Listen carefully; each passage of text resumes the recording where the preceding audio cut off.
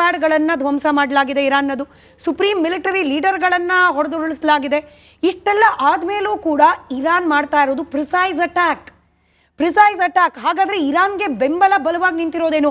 ಮೇಲ್ನೋಟಕ್ಕೆ ನಮಗೆ ಹೆಂಗೆ ಕಾಣ್ತಾ ಇದೆ, 16+ ಕಂಟ್ರೀಸ್ ವರ್ಸಸ್ ಇರಾನ್ ಒಂದೇ ಏಕಾಂಗಿ ಹೋರಾಟ. ಬಟ್ ಸ್ಟಿಲ್ ಇರಾನ್ ಮಂಡಿಯೋರೋ ಲಕ್ಷಣಗಳು ಕಾಣ್ತಾ ಇಲ್ಲ. ಈ ಬಲ ಹೆಂಗೆ ಸಿಗ್ತಿದೆ ಅಂತ? ಇರಾನ್ ಏನಾಯಿತು, they were supplying around 90% of their oil to China. So lot of technology got transferred from ಚೈನಾಯಿಂದ. ಸುಮಾರು ಟೆಕ್ನಾಲಜಿ ಅಂತ ಹೇಳೋಕ್ಕಿಂತ whatever the electronic equipments and some parts got transferred from China. ರಷ್ಯಾನು ತುಂಬ ಹೆಲ್ಪ್ ಮಾಡ್ತು. S-300 ಮತ್ತು Chinese version HQ-9B ಇದೆಲ್ಲ ಅವರು ಕಲೆಕ್ಟ್ ಮಾಡಿ ಇಟ್ಕೊಂಡಿದ್ರು. Plus they are technologically advanced. ಯಾಕಂದರೆ ಡ್ರೋನ್ ಎಲ್ಲ ಇನ್ಫ್ಯಾಕ್ಟ್ ಆ ಲೈನ್ನೇ ಅವರು ಎಸ್ಟಾಬ್ಲಿಷ್ ಮಾಡಿಕೊಟ್ಟಿದ್ದಾರೆ ರಷ್ಯನ್ಸ್ಗೆ. Iranians are very clever people, they are not ಇದು. And Iran is not a small country. ಇದು 50% ಇಂಡಿಯಾ ಅಷ್ಟಿದೆ. ಹತ್ತತ್ರ 1.6 ಮಿಲಿಯನ್ ಸ್ಕ್ವೇರ್ ಕಿಲೋಮೀಟರ್ಸ್ ಇರುವಷ್ಟು ದೊಡ್ಡದು ಇರಾನ್. ಸೊ ಆಲ್ಸೋ ದೇರ್ ಇದು land terrain is helping them. Mountains, it is not a very flat terrain. ನೀವು ನೋಡಿ, ಅಫ್ಘಾನಿಸ್ತಾನದಲ್ಲಿ Americans in 20 years could not win a war there. Because why? They were using the terrains as the main advantage. And guerrilla warfare, they were very good in guerrilla warfare.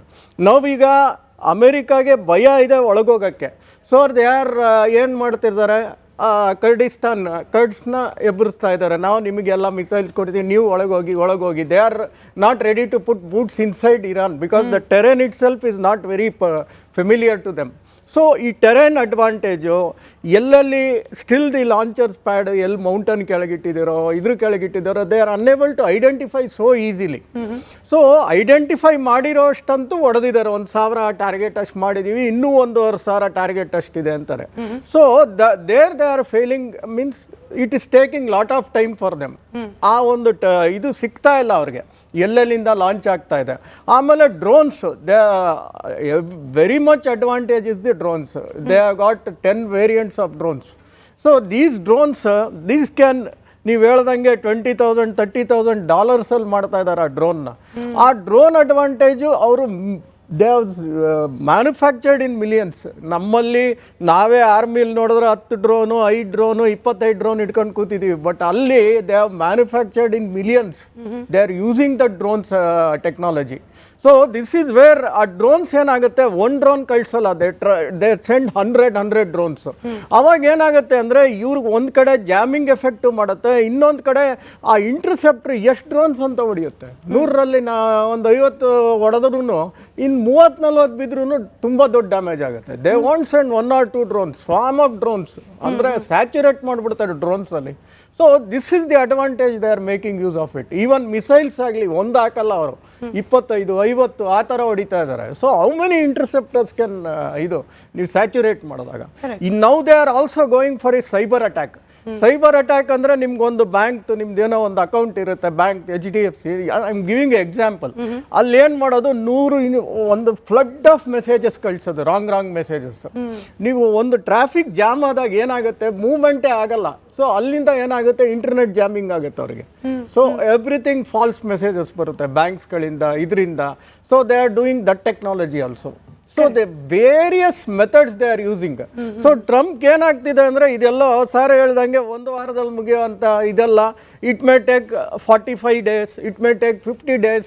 So is extending. First ಏನು ಹೇಳಿದ್ರು, will keep boots, our army boots will go inside ಅಂದರು. ಈಗ ತಿರ್ಗಾ ಏನು change ಮಾಡಿದ್ರು, ಇಲ್ಲ ಕರ್ಡ್ಸ್ಗೆ ನಾವು ಕೊಡ್ತೀವಿ, ಇನ್ನೊಂದಷ್ಟು ಎಥ್ನಿಕ್ ಗ್ರೂಪ್ಸ್ ಇದೆ ವಿಚ್ ಆರ್ ಅಗೇನ್ಸ್ಟ್ ದೆಮ್, ಅವ್ರು ಕೊಡ್ತೀವಿ ಶಸ್ತ್ರಾಸ್ತ್ರಗಳು, ಅವ್ರ ಒಳಗೆ ನುಗ್ಲಿ, we will not go inside. So because the terrain advantage ತುಂಬ ಇದೆ ಇರಾನ್ಗೆ. ನಿಜ. ಈಗ ಚಂಪಿ ಸರ್, ಈ ಯುದ್ಧ ಕೇವಲ ರಿಸ್ಟ್ರಿಕ್ಟೆಡ್ ಏರಿಯಾಗೆ ಮಾತ್ರ ಸೀಮಿತವಾಗ್ತಾ ಇಲ್ಲ, ದಿನೇ ಇದರ ವ್ಯಾಪಕತೆ ಕೂಡ ಹೆಚ್ಚಾಗ್ತಾ ಇದೆ.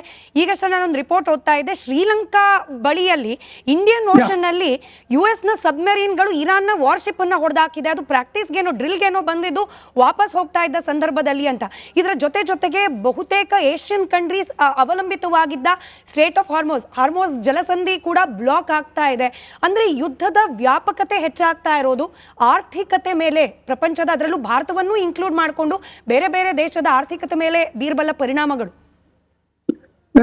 ನೀವು ಹೇಳಿದ ಹಾಗೆ ಈ ಒಂದು ಏನು ಅವರ ಲಿಂಗಣ್ಣ ಅವ್ರು ಬಹಳ ಚೆನ್ನಾಗಿ ಹೇಳಿದ್ರು, ಬಿಕಾಸ್ ಇಸ್ ಮಿಲಿಟರಿ ಎಕ್ಸ್ಪರ್ಟ್, ನಾವೆಲ್ಲ ರಾಜಕೀಯ ವಿಶ್ಲೇಷಣೆ ಮಾಡೋರು. ಅವ್ರು ಹೇಳಿದ್ದು ಅವ್ರ ಸಿದ್ಧತೆ ಯಾವ ಮಟ್ಟದಲ್ಲಿ ಇದೆ ಅಂದ್ರೆ ಅಮೆರಿಕ ಮತ್ತು ಇಸ್ರೇಲ್ನವರು ಅಂಡರ್ ಎಸ್ಟಿಮೇಟ್ ಮಾಡಿದ್ರು ಅವ್ರನ್ನ. ಅದೇ ಅವ್ರದ್ದು ಆ ಮೂರ್ಖತನನೇ ಅದು. ಜೊತೆಗೆ ಈ ರೀತಿ ಉಲ್ಬಣ ಆಗುವ ರೀತಿಯಲ್ಲಿ ಆಕ್ರಮಣ ಮಾಡ್ತಕ್ಕಂಥದ್ರ ಬದಲು ನೆಗೋಸಿಯೇಷನ್ ಕರಿಬೋದಿತ್ತು. ಅವ್ರೇನ್ ಹೇಳಿದ್ರು, ನೆಗೋಸಿಯೇಷನ್ಗೆ ಇರಾನ್ ಅವರು ಒಪ್ತಾ ಇಲ್ಲ ಅಂತ ಹೇಳಿ. Iran was ready. ಖಮೇನಿ ಅವ್ರು ಬದುಕಿದ್ದಾಗ್ಲೇ ಬಹುಶಃ ಇದು ಒಂದು ರೀತಿಯಲ್ಲಿ ಬೇರೆ ಒಂದು ನ್ಯೂಟ್ರಲ್ ಪ್ಲೇಸ್ ನಲ್ಲಿ ಸೇರ್ಲಿಲ್ಲ. ಎರಡನೇದು ಏನಪ್ಪಾ ಅಂದ್ರೆ ಈ ಒಂದು ಪರಿಣಾಮ ಶ್ರೀಲಂಕಾದ್ ನೀವು ಹೇಳಿದ್ರೆ ಕರೆಕ್ಟ್. ನಾನು ಬೆಳಿಗ್ಗೆ ಆ ವಿಷಯ ತಿಳ್ಕೊಂಡಾಗ ಆಶ್ಚರ್ಯ ಆಯ್ತು. ಅಂದ್ರೆ ಎಲ್ಲಿವರೆಗೂ ಹೋಗ್ತಾ ಇದೆ ಅಂದ್ರೆ ಅವ್ರಿಗೆ ಒಂದಕ್ಕೆ ಭಯ ಹುಟ್ಟಿಸ್ತಾ ಇದ್ದಾರೆ. ಅವ್ರು ಏನು ಇರಾನ್ನವ್ರು ನಾವು ಗೆಲ್ತೀವಿ, ಅಮೆರಿಕ ಇಸ್ರೇಲ್ ನಲ್ಲಿ ಸೋಲ್ಸ್ತೀವಿ ಅಂತ ಅಲ್ಲ.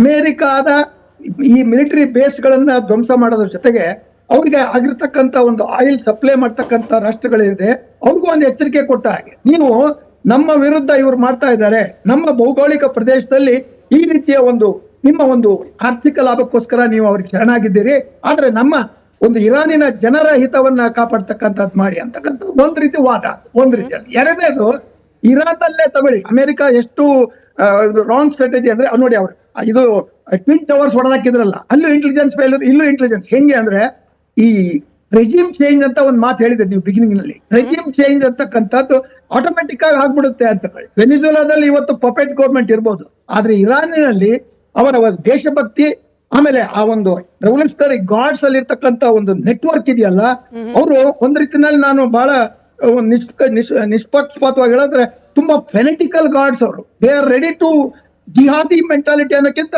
ಅವರ ದೇಶಕ್ಕೋಸ್ಕರ. ಇರಾನ್ ಅವ್ರು ಹೇಳಿದ್ರಲ್ಲ, ಬುದ್ಧಿವಂತರು ಅವ್ರು ಜಾಣರು ಅಂತಕ್ಕಂಥದ್ದು ನಟರಾಜ್ ಗೌಡ್ರು ಮಾತನ್ನು ಹೇಳಿದ್ರು, ನಿಜ, ಅದು 100% ನಿಜ. ಇರಾನ್ ಅವ್ರನ್ನ ಮೂರ್ಖರು ಅಥವಾ ಪಾಕಿಸ್ತಾನದಲ್ಲಿ ಇರ್ತಕ್ಕಂಥ ಗುಡ್ಡಗಾಡಿನ ಜನ ಅಂತ ತಿಳ್ಕೊಬೇಡಿ. ಅದರಿಂದ ಇರಾನ್ ನಲ್ಲಿ ರೆಜಿಮ್ ಚೇಂಜ್ ಯಾಕಾಗಲ್ಲ ಅನ್ನೋದಕ್ಕೆ ಜಸ್ಟ್ ಕೆಲವು ಸೆಕೆಂಡ್ಸ್ ಅಲ್ಲಿ ಹೇಳ್ತೇನೆ. ಯಾಕಂದ್ರೆ ಅಲ್ಲಿ 3 ಭಾಗ ಆಗಿದೆ ಜನ.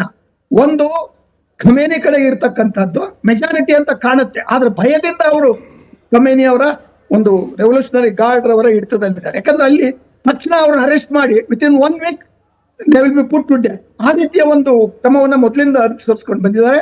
ಮತ್ತೆ ಅದರ ಬಗ್ಗೆ ಹೆಚ್ಚಿನ ಮಾಹಿತಿ ಅಂತಕ್ಕಂಥದ್ದನ್ನ ಅನೇಕ ಮೂಲಗಳಿಂದ ನಾವು ತಿಳ್ಕೊಬಹುದು. ಎರಡನೇದು, ರಾಜ ಪೇಲ್ವಿ ಇದ್ರಲ್ಲ, ಅವರ ಆಳ್ವಿಕೆ ಬೆಂಬಲಿಸ್ತಕ್ಕಂಥ ಜನ ಬಹುಶಃ ಅದು 30-40 ವರ್ಷದಿಂದ ಆ ಒಂದು ಪರಂಪರೆಯನ್ನ ನಂಬಿತಕ್ಕಂಥವರು ಸ್ವಲ್ಪ ಭಾಗ ಜನ ಇದ್ದಾರೆ, ಅಂದ್ರೆ ಎರಡನೇ ಭಾಗ.